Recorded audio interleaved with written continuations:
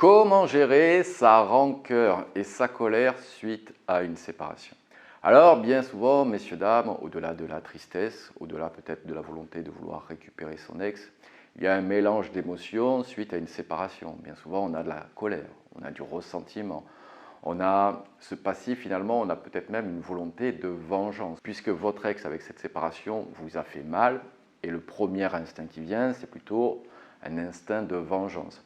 Alors, bien évidemment, je ne dis pas que c'est bien, je dis que c'est humain. Malheureusement, je ne suis pas sûr que d'aller sur la vengeance ou sur sa pente glissante vous permette d'aller mieux. Parce que bien souvent, je le vois, vous me demandez, est-ce que je dois rendre jaloux mon ex?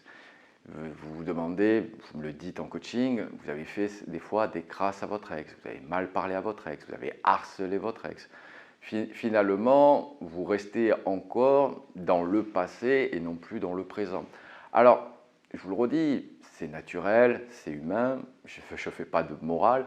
Ce que je peux vous dire, c'est que ce n'est pas en essayant de se venger que vous allez guérir votre tristesse, votre rancœur, puisque finalement, une fois que vous aurez fait votre vengeance, vous vous sentirez aussi mal. Demandez-vous toujours, est-ce que vous êtes en accord avec vos valeurs de faire ça? Vous savez, être trahi, je prends l'exemple de la trahison ou d'une infidélité. Je sais très bien que c'est blessant, je sais très bien que ça fait mal à l'ego, je sais très bien qu'on se sent, on se sent pas respecté.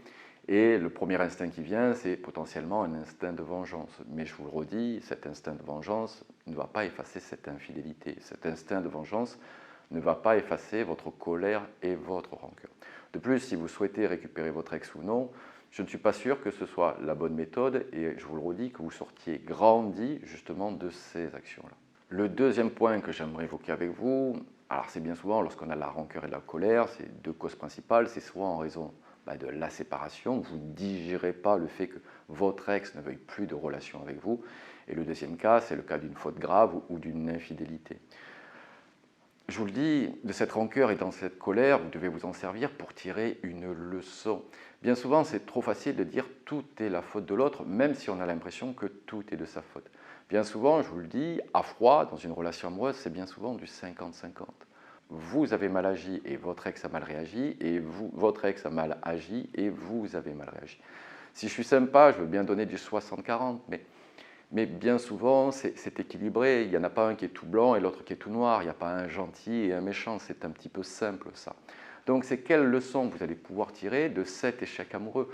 Se nourrir de cette rancœur et de cette colère pour avancer, pour justement booster sa vie et reprendre sa vie en main et ne plus se faire avoir la prochaine fois ou ne plus refaire les mêmes erreurs la prochaine fois.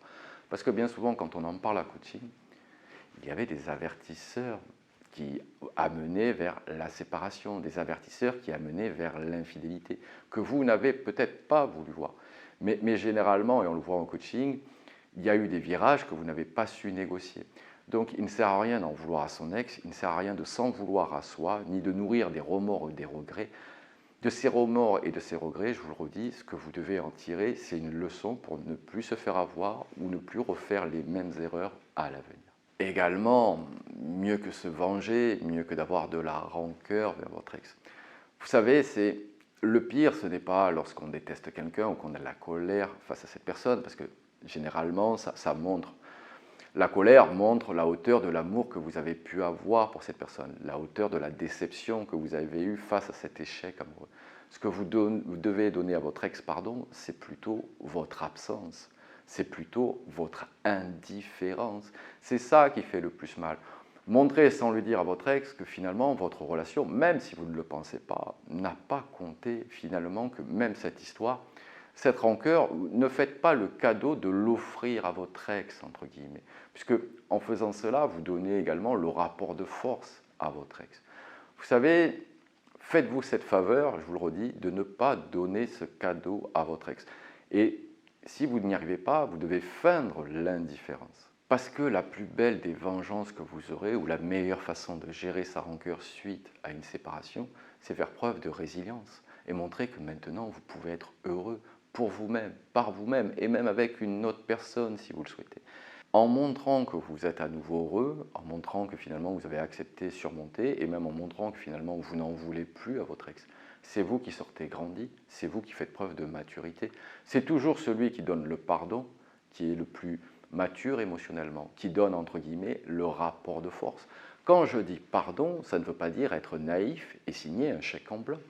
Ça veut dire que vous ne donnez plus justement la possibilité à l'autre de vous donner des émotions négatives en lui pardonnant, en lui disant finalement je te pardonne et finalement vous allez évacuer votre rancœur et votre colère. Je vous le dis également, souvent on projette sa rancœur ou la colère sur l'autre, mais c'est également une image déformée de soi. Ne vous en voulez pas, ça arrive à tout le monde encore une fois de ne pas voir certains virages. Ça arrive à tout le monde également de faire des bêtises. L'essentiel maintenant, c'est d'avoir compris et surtout de ne plus les faire à l'avenir. Et enfin, je terminerai cette vidéo en vous disant que un rejet amoureux, une séparation, ça touche toujours à l'estime de soi et à la confiance en soi. C'est tout à fait normal puisqu'on est rejeté ou on a été trahi et donc du coup, finalement, on a l'impression qu'on ne vaut pas grand-chose, que notre valeur a décliné. Dites-vous, premièrement, que votre valeur, c'est vous qui la décidez. Vous êtes une opportunité et j'ai envie de vous dire, tant pis pour cette personne. Et au lieu de subir cette rancœur, au lieu de subir cette colère, servez-vous-en d'impulsion pour vous dire que maintenant vous serez heureux, que maintenant vous allez reprendre votre vie, que maintenant vous allez vous fixer de nouveaux objectifs. Au lieu de vous laisser aspirer par vos émotions négatives, servez-vous-en comme d'un levier, comme d'un booster pour avancer dans votre vie. Allez, messieurs, dames, je vous quitte là-dessus. Si vous avez besoin, n'hésitez pas à prendre une séance coaching. Le lien est dans la description. Abonnez-vous à ma chaîne pour recevoir toutes mes vidéos. Et je vous dis à très bientôt avec James Dee.